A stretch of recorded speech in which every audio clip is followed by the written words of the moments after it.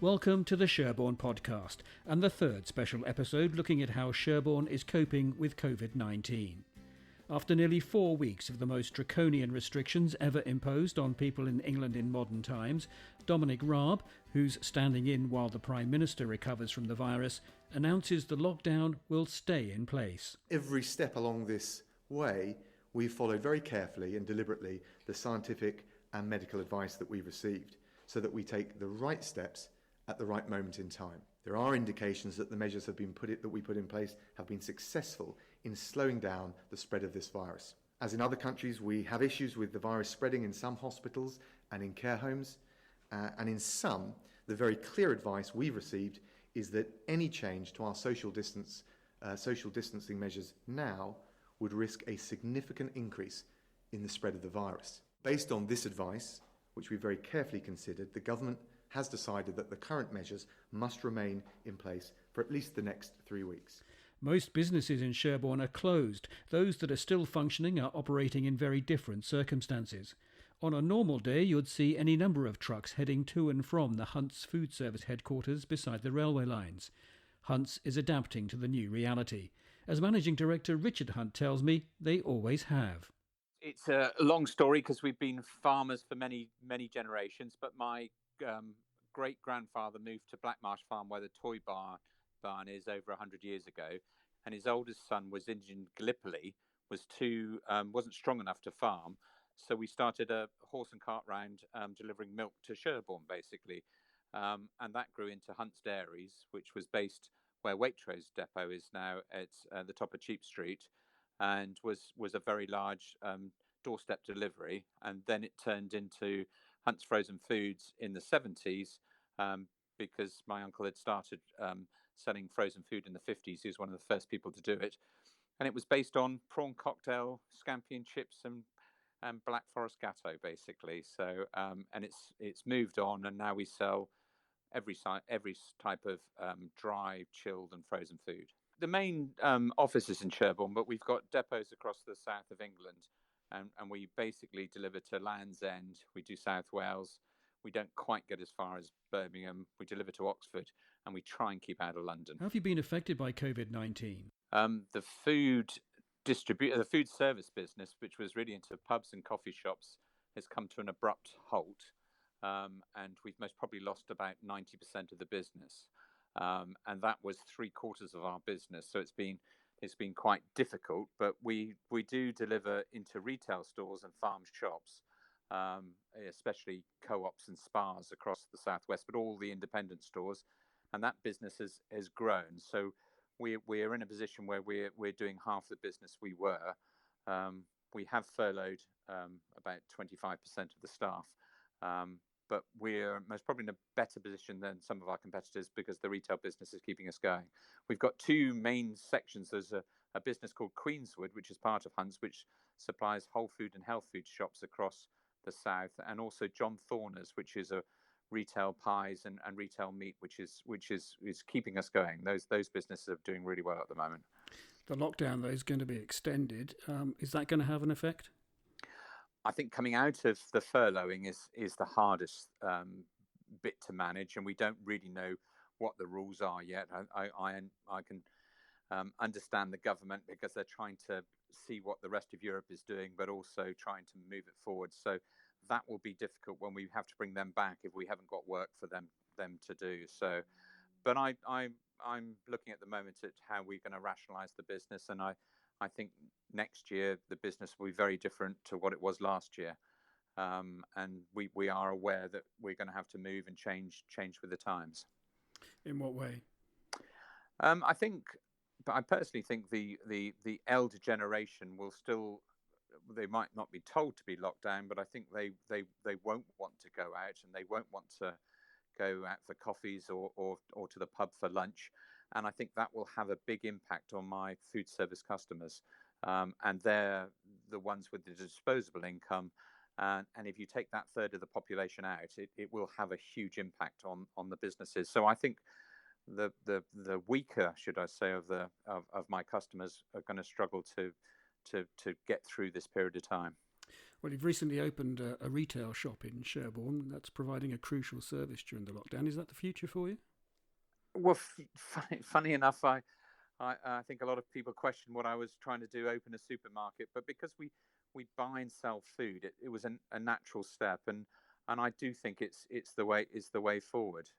We're also doing a box scheme, and you can order from Thorners, which is part of Hunt's, and we're doing home deliveries. That's a local thing we're doing. But yes, I would like to think we might do more. I've just literally come back from Musgrove Hospital, where we've just set up a pop-up shop, which actually the doctors were delighted, and the NHS staff were absolutely delighted to see us down there helping them through. So yes, I think we will do more in the future. I'd like to think we'll do more in the future. And the outlet has got more and more popular with the people of Sherborne. It's been a little bit hidden, I think is most probably the best way to say it. And I think people are actually understanding it's here now. And it's worth coming to have a look, because there's a lot of local products you don't get in the national supermarkets. And also, you haven't got the queues you have around the Sainsbury's car park. Well, I always keep wanting to walk back to the depot and tell them all to go and shop at Hunt's, but I can do that on this medium. I can't stop and tell them to go round the corner. So, Richard, how did the shop for staff at Musgrave Park Hospital come about? Because I'm sort of well connected in the food industry, somebody put a non-exec director of the hospital in contact with me, and actually he had a lot of energy and insight, and he wanted me to do a box scheme, and I said it wouldn't work, but I reckon I could set up a shop in a matter of days, and I think it took 10 days to open, which is quite fast going. But because we'd just done it, we were it was very fresh in our minds what we had to do, and I've got a great team at Hunt's who put a lot of effort into opening it. So we're thinking we might be able to do some more if the local hospitals were interested. So, but it's it does take quite a lot of time and energy setting it up, but I'd be delighted to do some more. I know we are actually talking to Bournemouth Hospital, so we'll see how that progresses. It's been well received by the staff at Musgrove. Really well, yeah, really well. I was down there today, and the only problem we have is we haven't got an alcohol license, and they said, when can we buy some wine? And I said, not for a bit. So I don't think that's allowed in hospitals. But no, it's if you're doing a long shift, to be able to go and buy a pizza or a ready meal or some milk or your breakfast cereal just makes a huge difference. And it's being staffed by volunteers. And I think the whole thing will be although it's only short term, will hopefully be a great success for the staff at the NHS. How long do you think it'll take you to emerge from the pandemic? I think the Hunt's business will contract. I'm having to plan for that, because the majority of our businesses, as I said, is food service, and I think that'll be very slow. So it's very hard to know and to judge. We've just got to take each week as it comes. I personally think the government's taking the right advice and making the right decisions, and it all depends on how fast the lockdown is removed. And if that is a longer period of time, it's going to be very, very difficult to come back from it. But we're well established, and we've never taken money out of the business for over 100 years almost, and all the money made has always been reinvested back in. So we're in a strong position to ride it through. But I think we will lose an awful lot of money in the next 12 months, because if you employ, it's not just the people you employ. My electricity bill is £40,000 a month, and if you're not selling anything, that bill doesn't go away. I've got 150 trucks, and a third of them are parked up. I still got to pay for those. I still got to have all my computer costs, my running costs, and you can't remove that. So the furloughing of the staff has been fabulous, and that's a short-term help, but the costs are still there. And so the losses are going to be quite severe, but we're comfortable we can get through it. And actually, the one big question is bad debt. How many of my customers won't pay me because they're not in a position to do it, and that's another sort of question. But I've been pleased with what the government's done. They've done far more than I thought they were going to do, And I think my number one objective is to make sure that we can try and keep the business going and employ as many people as we possibly can coming out of it. So I'm still hopeful. I'll be able to keep my whole team, but we'll just got to wait and see. Do you think the government should do more, especially if the lockdown is extended? I'm glad I'm not making the decisions, because the difference between economics and health is an impossible one to make. And then you see the number of people, coming back from Musgrove, which I think they reckon 80% of the hospital is empty at the moment, and you see all of those, normal procedures and normal operations they're doing have all been cancelled, and there is a risk there as well to the public. So I'm just very glad I'm not making those huge decisions. And as I said, I think the government is doing a good job, and it's easy to be critical, but I'm surprised of how fast and how reactive they've been so far. Richard, thank you very much indeed. It's been a pleasure. Thank you. Richard Hunt, the Managing Director of Hunt's Food Services in Sherborne. This is the Sherborne Podcast. Next, how one local business is in the unexpectedly fortunate position to be blooming because of the crisis, and how Sherborne Museum is keeping its collections in the public eye. This is a message from the government about coronavirus. It's important we all help to protect older people and those with existing health conditions from coronavirus. If you or anyone in your household has a high temperature or a new and continuous cough, even if those symptoms are mild, you should all stay at home. Don't go to the GP or hospital. Instead, go to nhs.uk to check your symptoms and follow the specialist medical advice. Only call NHS 111 if you can't get online or your symptoms worsen. The great majority of people will recover well at home. Protect yourself, protect others, protect the NHS.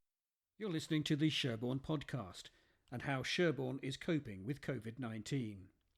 Tucked away between Cheap Street and the Abbey in Church Lane is Sherborne's museum. It's closed for now, but the museum is helping to get through the extended lockdown by posting regularly on social media. Elisabeth Bletsoe is the curator. Today's post tests us about how observant we are. Oh yes, that's right. Fortunately, we had some photos in stock already, so we didn't have to go out and get any new images. But we're hoping that people who look up and admire Sherborne's wonderful architecture will have some of those images in mind already. So, Elisabeth, tell me a little bit of the history of the museum. Well, we opened in 1968. We grew out of the Sherborne Historical Society, and we were very lucky to have some amazing benefactors from the town, notably Freddie Marsden from Marglass, and he actually donated our building to us so that we don't have to worry about rent or any other, there's no other financial anxieties around that issue. And all our items are very kindly donated by the community, not just Sherborne, also from wider afield. We have quite a wide catchment area that takes in a lot of the surrounding villages.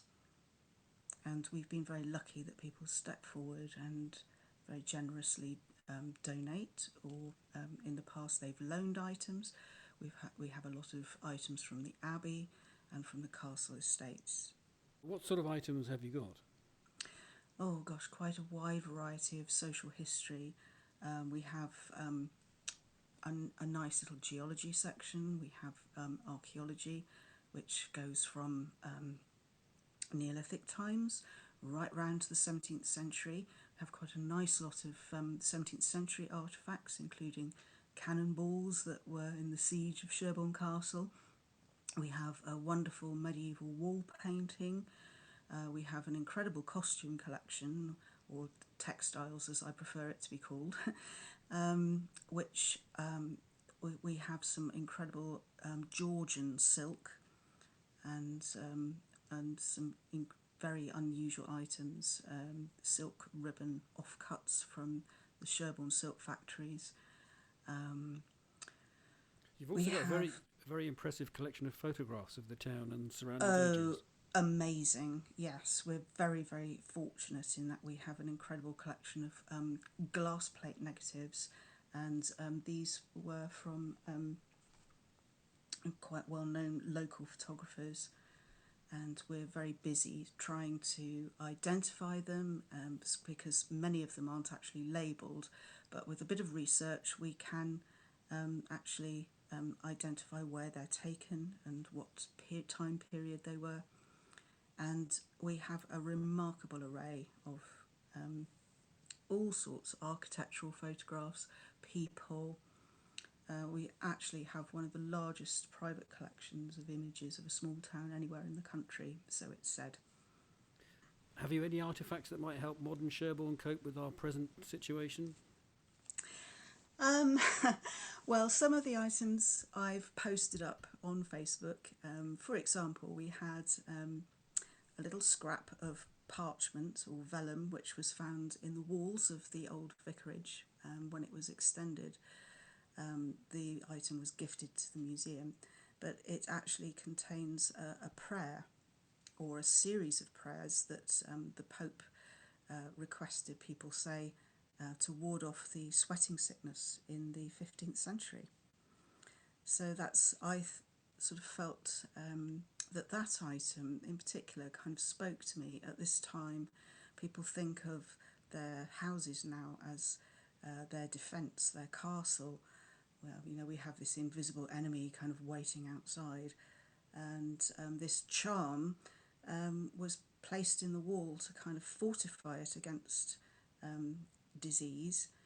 And in a way, we're doing this with our rainbow emblems and our ritual of clapping every week to say thank you to the wonderful NHS and the helpers.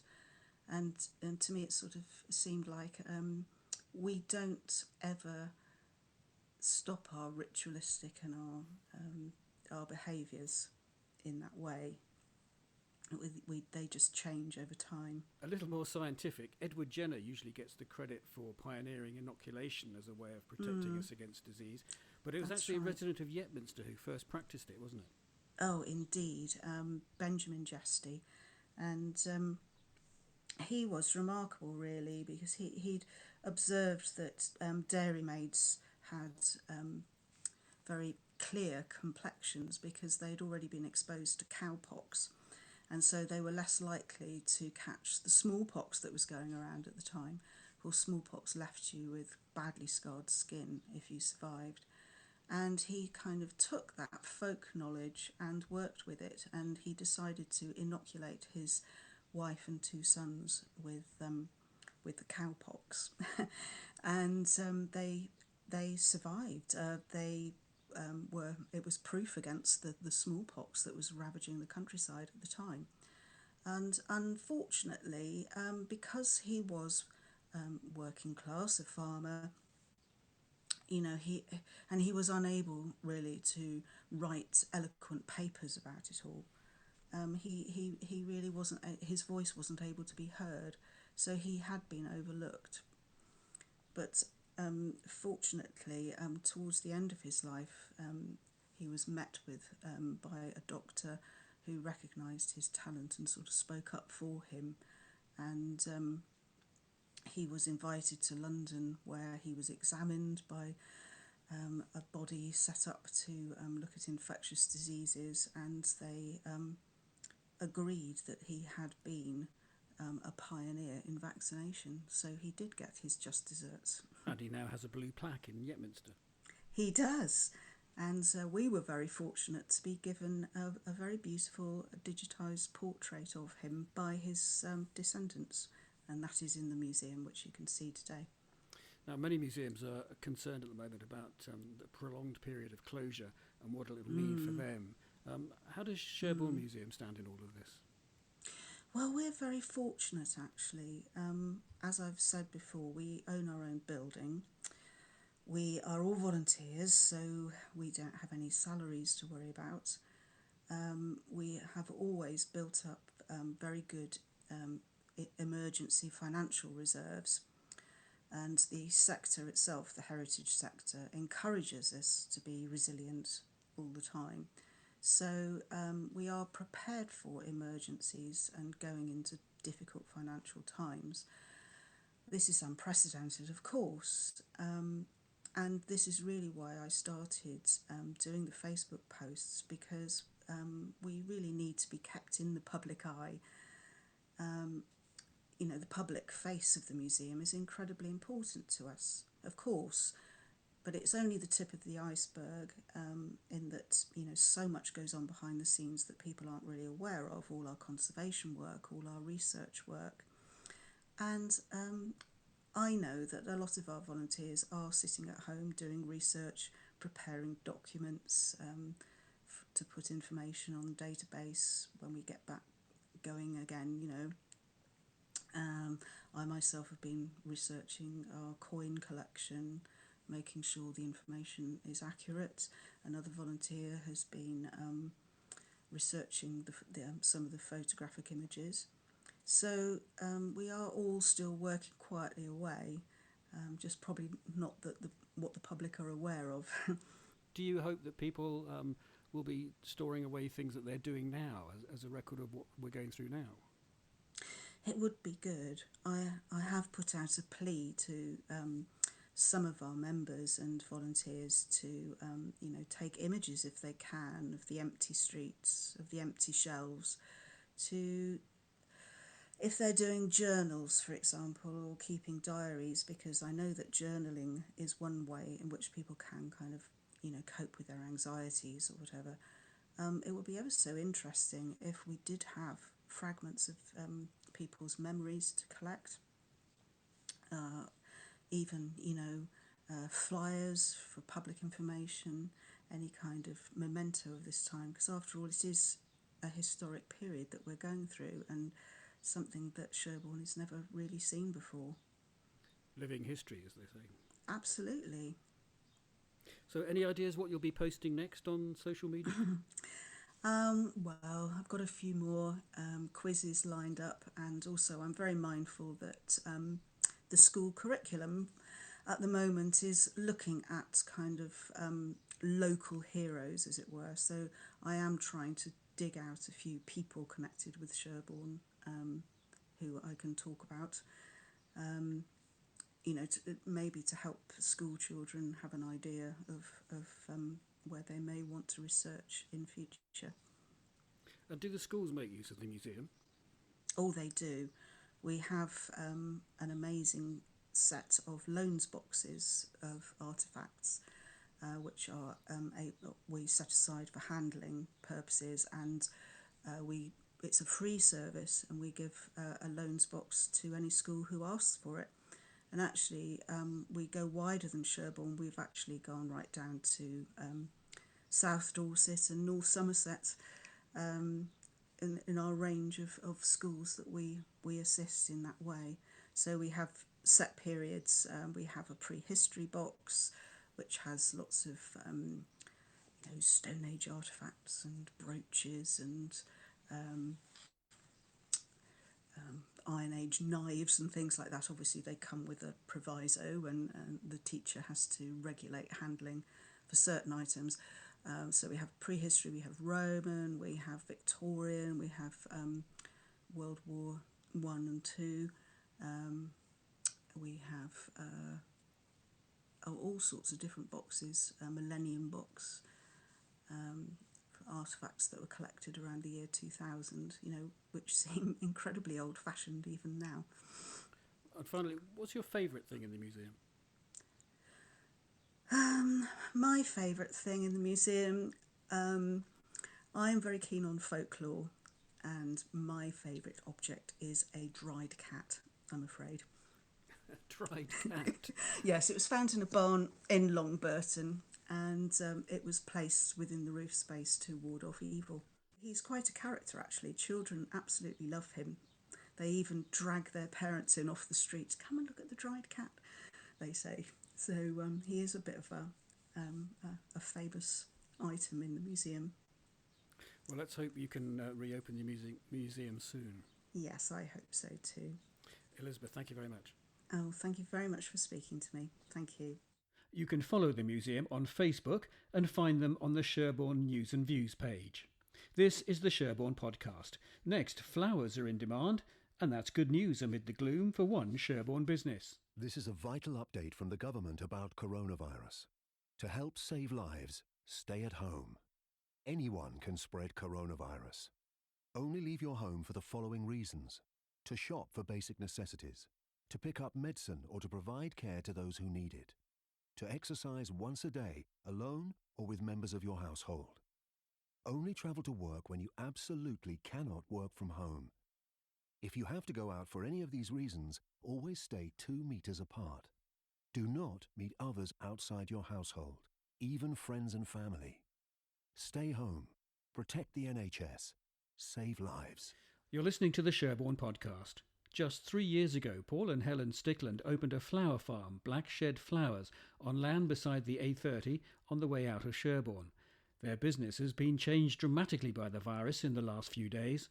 Yeah, we've had a fantastic reaction in the last few days, well, the last couple of weeks. We were slightly worried because our business is largely based around weddings and funerals and big events, and of course those all got cancelled or postponed very early on. So we were a little bit worried that we were going to be left with an awful lot of flowers, which we generate off our 2-acre site here at Black Marsh Farm. And it's been quite the contrary. We've been absolutely flooded with orders for bouquets, and we decided to reinvent ourselves as well. All of about 8 days ago, we decided to become an online purveyor of flowers. So we're doing flowers by post, really flowers by overnight courier, and that has gone ballistic. So we've been extremely busy. Are you delivering way beyond the local area?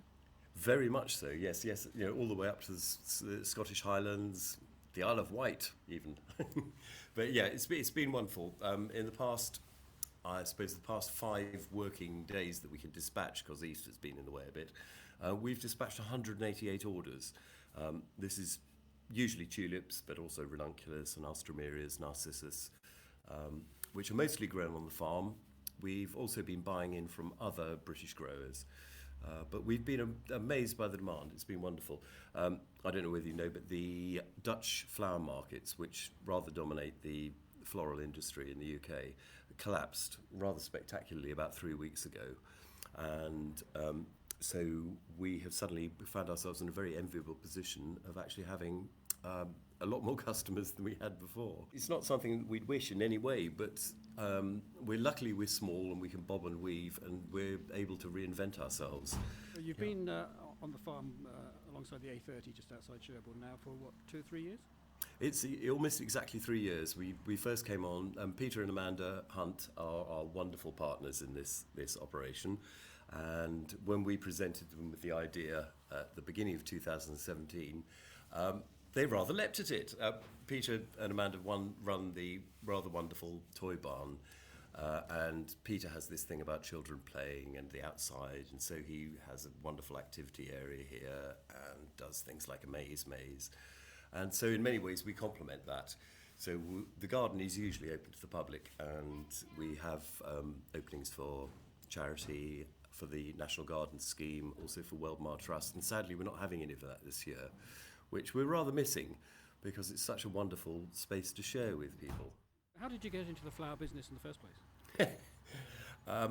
Almost entirely by accident. Helen, many people will know Helen from working at Winston's bookshop. She's a fantastic and very passionate bookseller, and everybody knows Helen. And not a florist, or not into horticulture. Very, very keen and passionate gardener. Myself, I'm a children's book illustrator and author, and I design pop-up books. And I spend a lot of my time visiting schools all over the world.